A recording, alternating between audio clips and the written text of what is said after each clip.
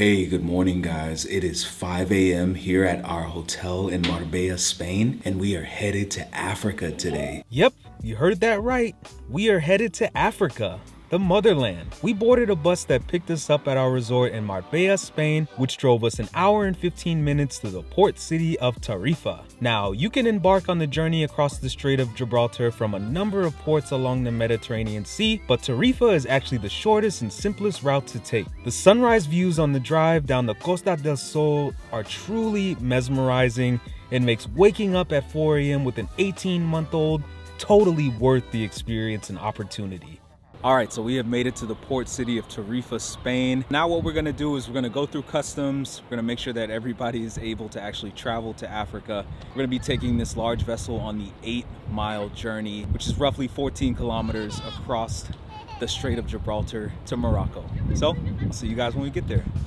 Now, as you could imagine, there really aren't too many people traveling from Spain to Morocco on a cold day during the month of November, so getting through customs was a breeze. And the Jet Express ferry was completely empty, but we definitely took full advantage of the low occupancy and enjoyed some truly incredible views of Spain, Morocco, the Strait of Gibraltar, and believe it or not, the Atlantic Ocean.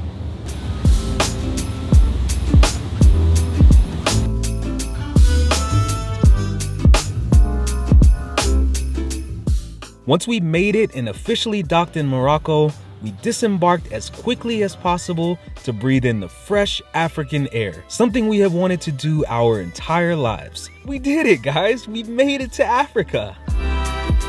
All right, guys, we have made it to Africa. We have made it to Morocco. We have made it to Tangier. So now we're getting ready to board the bus to actually head to the city of Tangier. After getting on our bus, we began our motorized portion of the tour, which drove us along the coast and through several neighborhoods throughout Tangier. And to my surprise, Tangier is a lot more modernized than I had imagined it. Plus, you get a chance to see some of the most famous properties and addresses in the entire country of Morocco.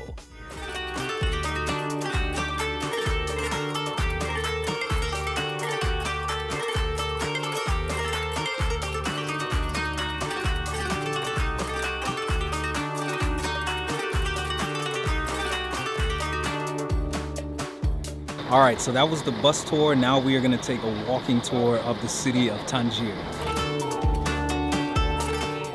And whoever, is wearing something like this, this is what we call the jalaba. This is the Berber Prada. This is the Giorgio Armani, but it's a Berber one, okay? So as you can see, this is a very traditional, dress that we dress. It's got nothing to do with the religion. So as you can see, people sometimes they cover their hair, sometimes they don't, and sometimes they have a veil, sometimes they don't. But the people that we are going to bump into back in the Berber market later on in the souk will be dressed differently. So they will have a straw hat and they will have a colorful clothes. Those are the Berber people.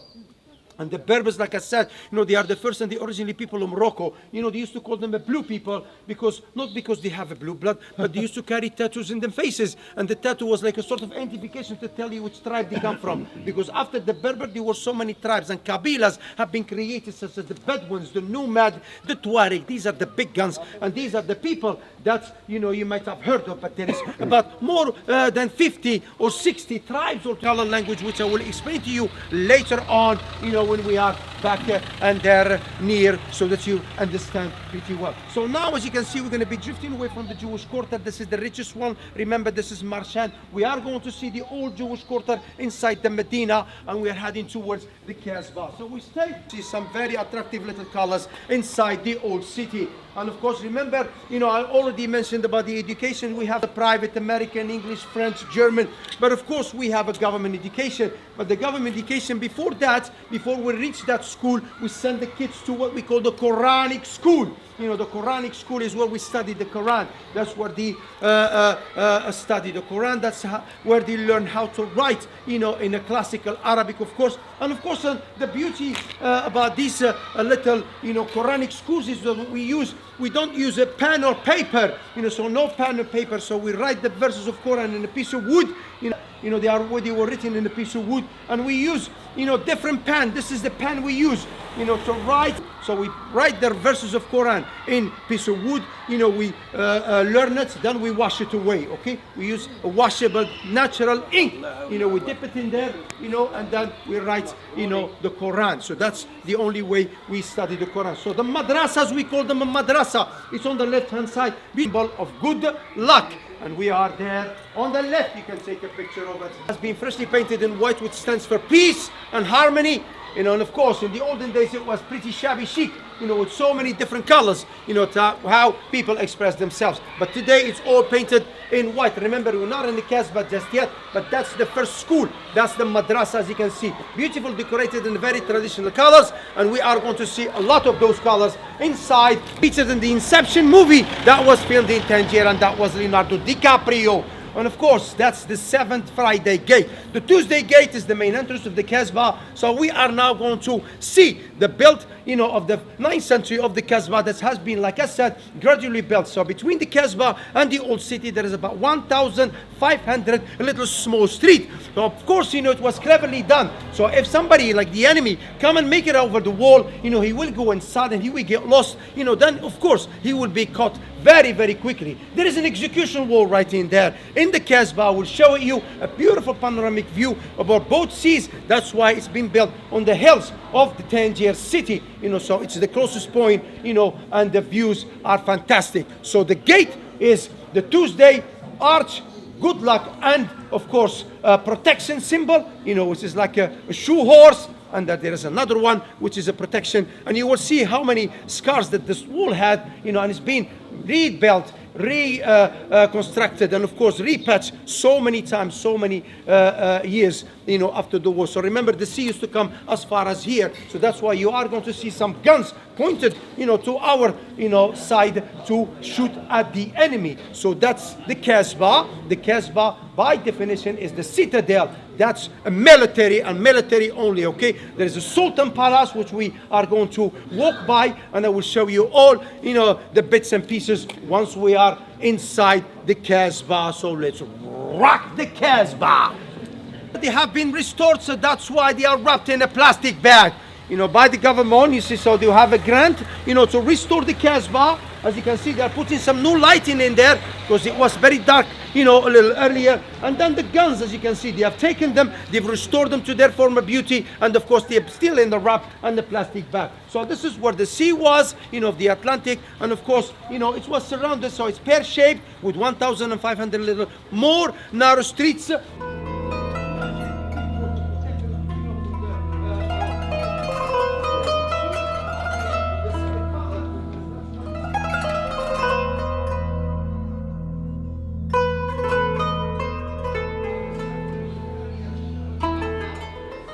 And it's very friendly atmosphere. Instead of going, to a hotel, many people are taking a liking to staying in this, what we call the Riyadh. Okay, so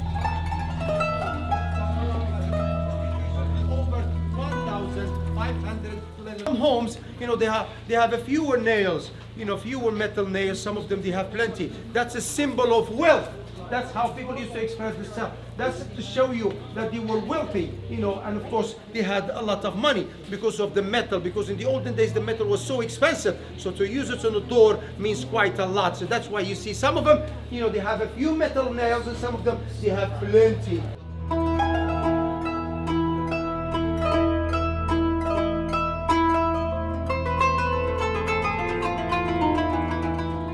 So this is a Moorish Islamization. This is the Moorish art, as you can see. And the symbol of the city of Tangier, because it's located between the two major beaches. So we have a different kind and different shades of blue. So every blue has a meaning. And remember, this is the way people used to express themselves.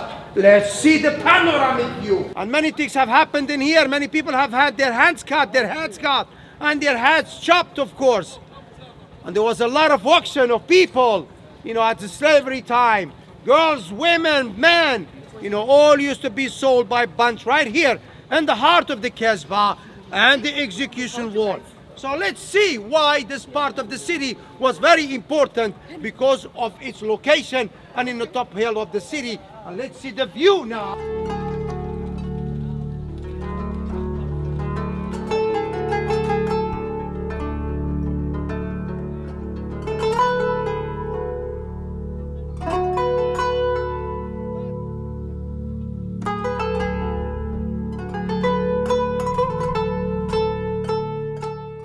So let's see and let's hear and enjoy the snake charmer.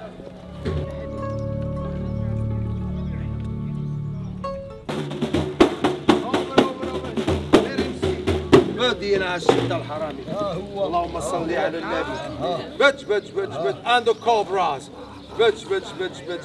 These are the real McCoys. Look at that. And he take any picture, take some. Yes, he's peep. Yes. Yeah. جبدة طلت عليك اخي شفتك. بج. يلا. حر. And the kiss of life is coming next. That's a snake, my darling. There you are. He's playing with it. Look at that. You see, on these snakes, they pass away. You know, I mean, when they die, you know, he has to go back to the mountains or even as far as the desert, you know, to be able to find a great cobra which will entertain people like you. As you can see, you know, they are very, very handy. He knows what to do. He knows how to deal with them. So that's why there is no problems whatsoever. He knows he has to be very, very, you know. والعيشة أنا ما تشيلي وما معي بوتشي. يا من اللعيبة ديالو. There you are, and the snake man. Remember, these snakes are real. Look, he's got a turban.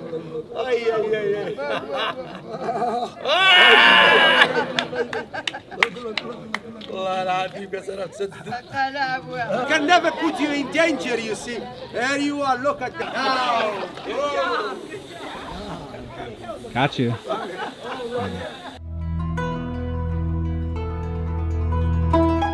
South of Morocco, remember, you know, Tangier was, you know, the first, you know, capital of Mauritania, Tingitania, under the Rome, you know, of these pillars from the Volubilis, you know, the capital of Rome, and brought them here, you know, to build, you know, his palace, you know, and made this one of the unique palaces here in the Casbah. So this is all part of the Sultan Palace. So if you hear Sultan, means the king. You know, and of course, this is where we are going to see the three different languages, the Amazigh, which is the symbol language, the French, and the Arabic. And of course, for a political reason, you know, the second language from now on, I think from next year, will be English, you know, and not Froggy anymore, not French. So we have done with the French. You don't like it, you don't like it. So politically speaking, the second language is officially going to be English Vinglish. This way. Here, that's the Star of David, you know, because there's, as I can say, you know, many Jewish people, you know, were involved in making the Moroccan handicraft, so they used to share together, you know, and live together. And this part of the city was lived by 5, you know, generations and 5 quarters. The Jewish, the Spanish, the Portuguese, you know, of course, the Italian and the Moors, which are the Arabs, of course, the Berbers, the blue people. That's the language. That's the Arabic, and this is the Amazigh language. As you can see, there is a little of influence. There is a little of similarity between the Greek, you know, Turkish, you know, and there is, you know, like from the Uthman, also influences. You can see the E, you can see the circle, you can see the cross even, as you can see right here. You know, this 3, this N, you know, all these are symbol language. You have to be clean, of course, you have to wash. You know, your speed of the jaguar, you know, and of course the freedom of the bird, you know, these are all used as, you know, symbols and expression of people's feelings. So this is the mosque, and of course the knockers, remember, up to 3 knockers. One for the ladies and one for the gentlemen, and another one will be for the children. So anytime someone knocks, somebody will automatically come, you know, of the same like man, women, you know, and children, either men or women. That's a respect, of course. And today you can see in some places, you know, that people, they speak with the men, you know, behind the curtain, you know, to avoid the clash of the tight hands. Okay, the mosque in Tangier, and the place where we are having lunch is Leonardo DiCaprio and the Giza from England, Michael Caine, where it was, you know, in the movie Inception.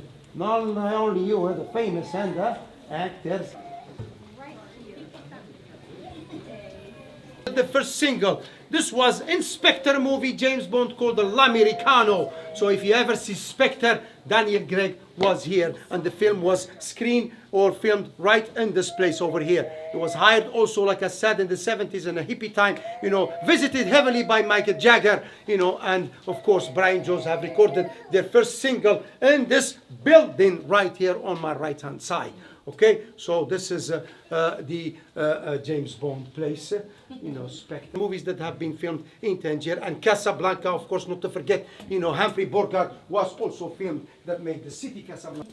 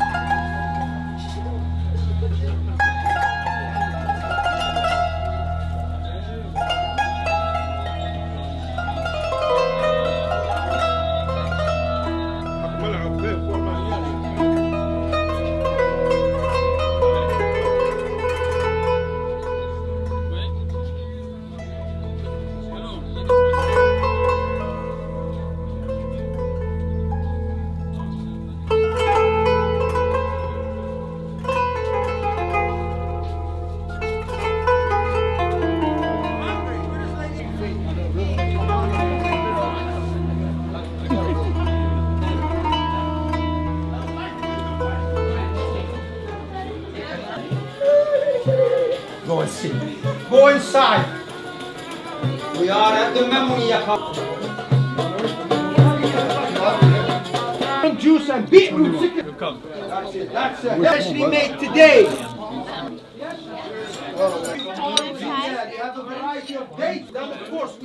Alright guys, so we're getting ready to have our first meal in Morocco. I really don't know what to expect, but it smells wonderful in here. We are so excited for the food. Olive number 2.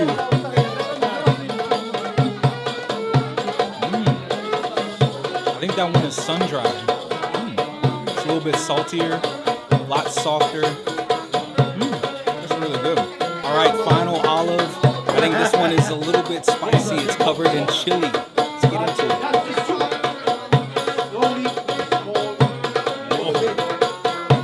Man, that one is actually my favorite. I'm not the biggest fan of spice, but just like the flavor, the overall flavor is unreal. It's so good. I'm gonna try a date. I haven't had a date since I was in the United Arab Emirates, which was a few years ago. So I'm a little bit scared of them, but let's go ahead and try it. No, not the drinks, not yet. See how much I mean, it's like a really mild, sweet flavor. It's a lot better than I remember it being. But overall, I'm just not the biggest fan.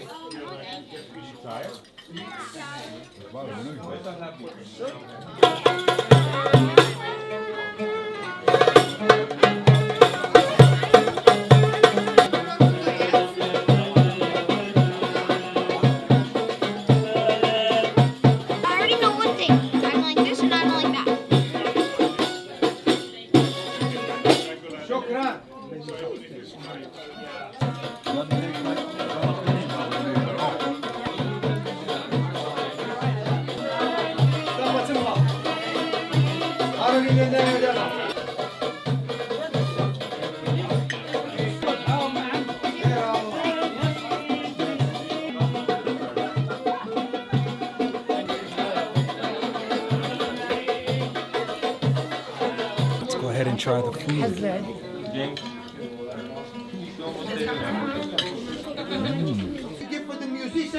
is a little thing we need to get going after the minty and after 18, 20, 22, 24, 26. That's 20. To round out the meal, I'm gonna try the famous mint tea. It smells just like mint, peppermint gum. Oh yeah, that's gonna be good. Gross.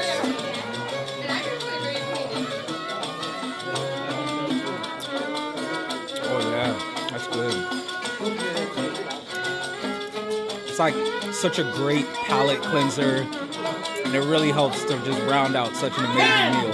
Hey, watch this.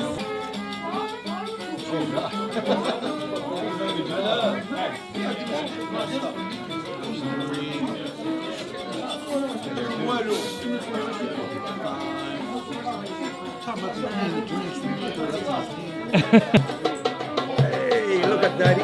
Golden, look at Daddy's taking a picture of him. Hey, Golden News, Abby. Hello from Morocco.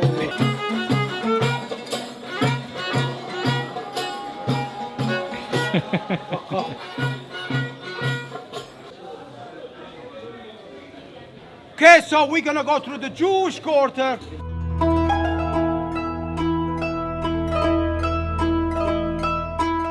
The old American legation is located not far away from here, a couple of yards and the old American. But this legation was the first, and this is where the treaty between United States and United of Morocco was signed 1700 or so. And since then, the friendship is ever so good. And of course, remember, the first country to recognize United States was Morocco, okay? So let's walk through this Jewish quarter.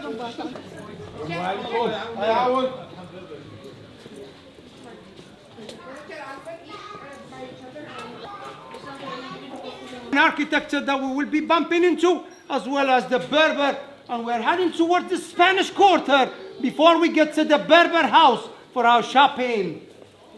This is the first American legation. Oopsie ganga. You can take a picture of it, and this is where the old Americans. My little friend.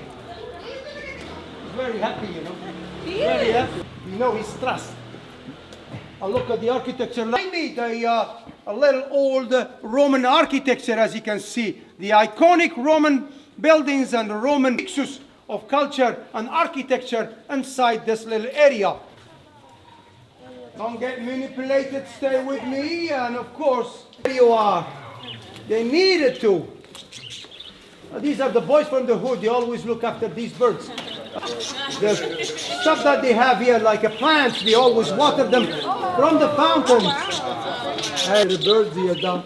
Golden, look at the birds. Birds of paradise.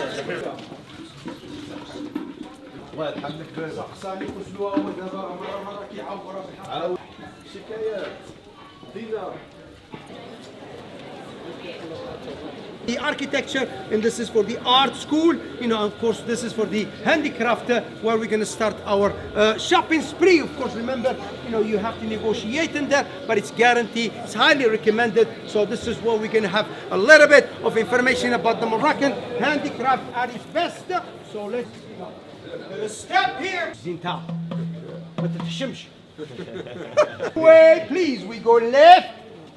Little hazard over here. Little hazard. There we go. Oh my God, you made my day. The call. Coming from the mosque. This is the second call, okay? Let's go inside. Bismillah. This is where these are officially made.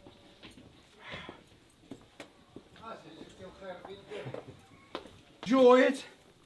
There you are. Hopla. First, I'd like to welcome you all to Morocco, to Tangier, and to our co-op here. Everything you see in this building is handmade, and we work with the artists and the artisans on a profit-sharing basis. So downstairs we have a nice little collection of small souvenirs. on this floor, especially handmade rugs, and upstairs we have even a bigger collection of handmade rugs. We're actually rug makers. You volunteer to belly dance for us. Look, Daniel, you want to give us a hand? Open the red carpet, please. Habibi, this is your original red carpet. So the technique they use is called knotting system with a twist on the pile. So they spin the arm before they start making the rod. That way when condensed together, this acts like a spring system. So even if you put heavy furniture on top of this rod, use it in high traffic areas, once you brush it, to vacuum it springs back up to its normal state. Starting from a 2x4 feet to any size. This is the Andalusian flower garden design. The mosaic tiles. This is a Habibi. The tree of life with the infinity vase, designed in the bird garden. Full collection of all different rare, unusual colors in rugs.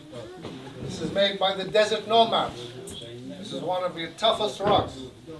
The technique is most unusual. All woven, and the design you see is all single stitch and embroidery with agave, with cactus fibers. It's like vegetable silk. This is made to resist the desert life. So in the desert, now I'm going to show you the hand-knotted rugs from the cooler or the colder areas of Morocco. Using spring wool, which retains all its natural oils. So when you wash it, all the oils come out and become softer and shiny. Super duper. This is what I call rock therapy. So if you have a long and tiring day, all you have to do is walk on this for 5 minutes and you feel $1 million. This comes from the highest altitudes of the Atlas Mountains, where it's below zero all the time. So the Bedouins, even in those winters, cold winters, they use them on the bed to sleep on them as well, keep them nice and warm. And they, as the Berbers say, these rugs make beautiful babies. Well, I've never tried. Okay. Timeless rug. You can fit this in with any interior design you have. The wool is from, the lamb's wool is from the long-haired sheep, so they produce very high-quality wool to protect you from the cold. Each artist, each artist will portray his own version of it. Depends how colorful you want to be. If you like color and you want to be bold with color, there you go.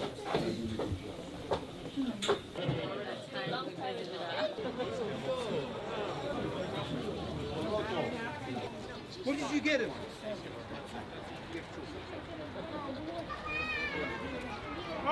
All right, guys, that was Tangier. I cannot stop smiling.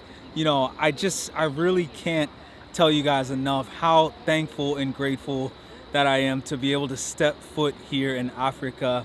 And Morocco, you know, granted we were only here for a few hours, but everybody that we met was so wonderful and inviting and friendly. And I really hope to return. You know, there's really only a few places on earth where I feel like I'm at home, but this is definitely a place where I feel like I'm right at home. And so we had an amazing time. We do have to take the boat back across to España. Had a wonderful time. I'm really sad to leave, but this was 110% worth every penny that we spent to come here. So thank you guys for joining us on this adventure. If you did enjoy this video, please give it a huge thumbs up. They're screaming my name to get back on the bus. So with all that being said, thank you. Mahalo for watching. Yeah, guys, not my proudest moment. I did actually almost miss the bus back to Spain, but totally worth it at the end of the day.